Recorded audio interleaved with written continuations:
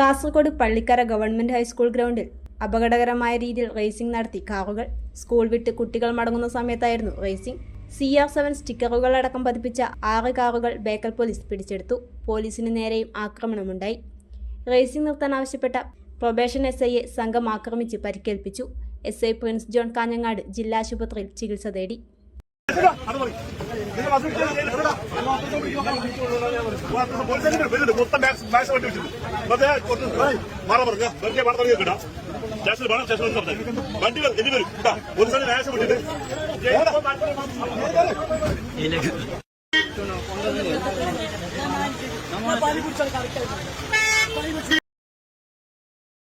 ഒരു പ്രിന്റ് മുതൽ വലിയ പ്രൊജക്ടുകൾ വരെ നിങ്ങളുടെ വിശ്വസ്ത പങ്കാളി സീനായ് ഇന്നോവേഷൻസ് ചെറുപുഴ.